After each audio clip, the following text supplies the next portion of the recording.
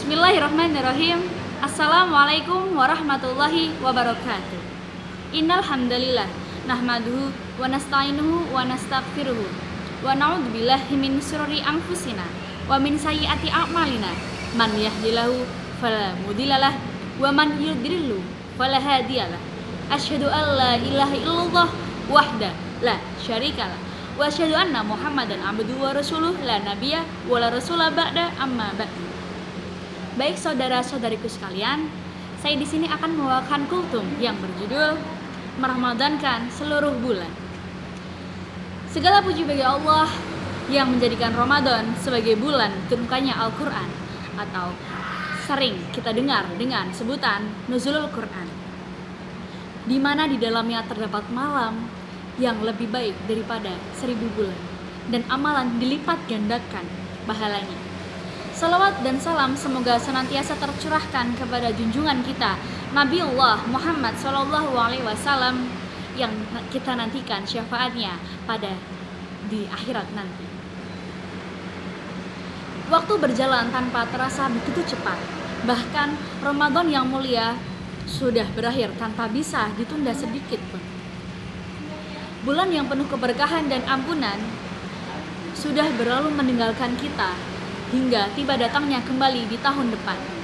Sementara kita tidak akan pernah tahu dan kita tidak akan pernah mengerti apakah kita masih bisa menjumpai bulan Ramadan berikutnya bersama orang-orang dan keluarga yang kita cintai.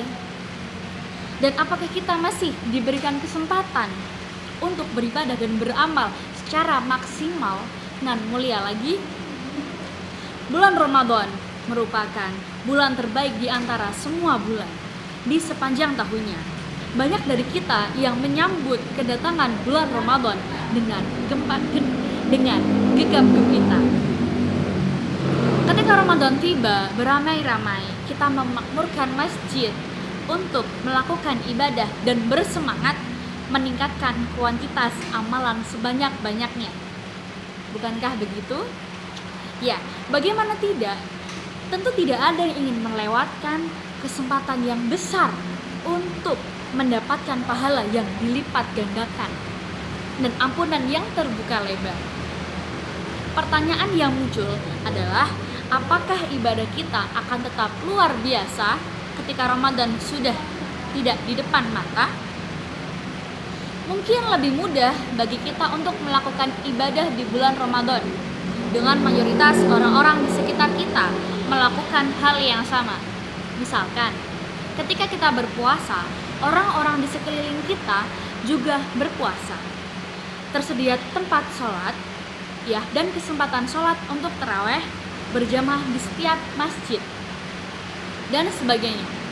Suasana kebersamaan tersebut seakan-akan menguatkan niat kita untuk beramal sebanyak-banyaknya.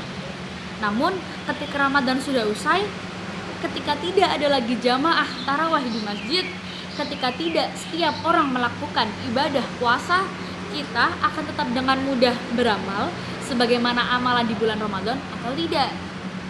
Mari kita jawab pertanyaan itu pada diri kita masing-masing. Disitulah yang menjadi ujian sebenarnya bagi seorang umat muslim. Yang menjadi ujian adalah bukan pada saat menjalankan ibadah bulan Ramadan, namun justru terletak pada masa-masa setelah bulan Ramadan. Bulan Ramadan hanya sarana sebagai latihan, pemanasan bagi kita, modal untuk melakukan amalan-amalan di bulan lainnya.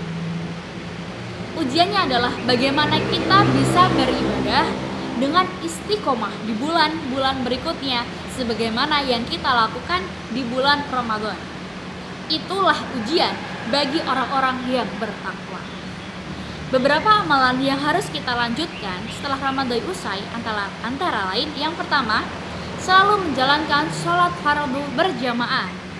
Selama bulan Ramadan, kita sudah membiasakan diri untuk mendekatkan diri kepada Allah dan mendekatkan kita dengan masjid. Setiap adzan dikumandangkan, kita melangkahkan kaki menuju masjid untuk melaksanakan sholat secara berjamaah.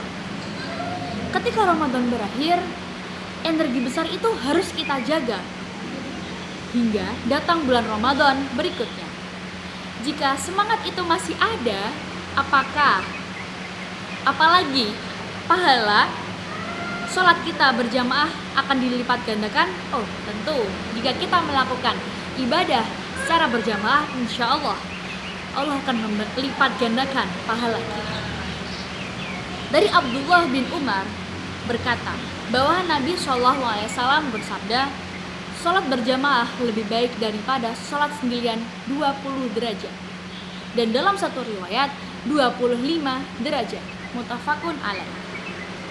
Dan dalam hadis yang lain Rasulullah SAW bersabda, barang siapa yang berwudu di rumahnya kemudian berjalan menuju salah satu tempat ibadah atau rumah Allah, masjid, untuk menunaikan salah satu kewajiban Allah, yaitu sholat, niscaya satu langkahnya menggugurkan dosa dan yang lain meninggikan derajat. Hadis riwayat Muslim. Poin kedua, melaksanakan sholat sunnah. Tarbiyah yang sangat berharga pada madrasah Ramadan salah satunya adalah kebiasaan memperbanyak ibadah sholat sunnah seperti taraweh, witir, tahajud. Setelah Ramadan berlalu, hendaknya semangat yang kita peroleh tidak ikut berlalu. Keutamaan ini dijelaskan dalam sebuah hadis dari Abu Hurairah. Ia berkata, kekasihku Rasulullah berpesan kepadaku dengan 3 perkara. Aku tidak meninggalkannya hingga mati. Yang pertama, puasa 3 hari setiap bulan, sholat duha, dan tidur setelah sholat witir. Muttafaqun alaih. Poin ketiga, membaca Al-Quran. Dari Abu Umamah Al-Bahili, Rasulullah bersabda, bacalah Al-Quran, maka sesungguhnya ia akan datang pada hari kiamat memberikan syafaat kepada ahlinya. Hadis riwayat Muslim. Mungkin sebagian besar dari kita sudah berhasil menghatamkan Al-Quran sebanyak 1 kali atau paling tidak mampu membaca sekian juz selama Ramadan. Akankah kebiasaan membaca Al-Quran selama bulan Ramadan berlalu begitu saja? Semoga tidak. Jika dalam sehari kita bisa membaca buku, koran, majalah, atau bahkan bacaan yang lainnya, maka kita juga bisa mengkhususkan waktu untuk membaca kitabullah, yaitu Al-Quran. Poin keempat, melaksanakan puasa sunnah. Kita harus bersyukur kepada Allah Subhanahu wa Ta'ala karena telah mengizinkan kita untuk melakukan ibadah puasa sebulan penuh selama Ramadan. Setelah Ramadan berlalu,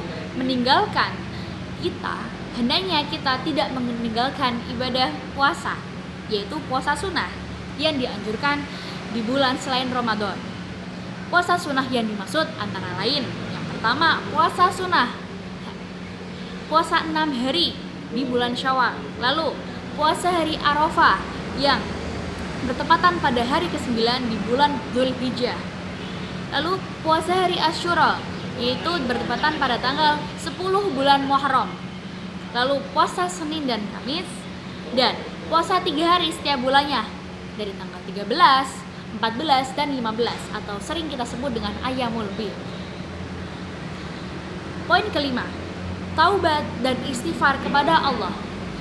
Bulan Ramadan adalah bulan penuh ampunan, di mana kita pasti telah memohon ampun kepada Allah atas segala dosa dan kesalahan yang telah kita perbuat semasa hidup kita. Namun ketika Ramadan berakhir, bukan berarti kita berhenti meminta ampun kepada Allah Subhanahu wa Ta'ala. Namun justru kita dianjurkan untuk senantiasa memohon ampunan dan terus bertaubat kepada Allah Subhanahu wa Ta'ala. Dalam firman Allah, dan bertobatlah kepada Allah, hai orang-orang yang beriman, supaya kamu beruntung. Quran Surah An-Nur ayat 31.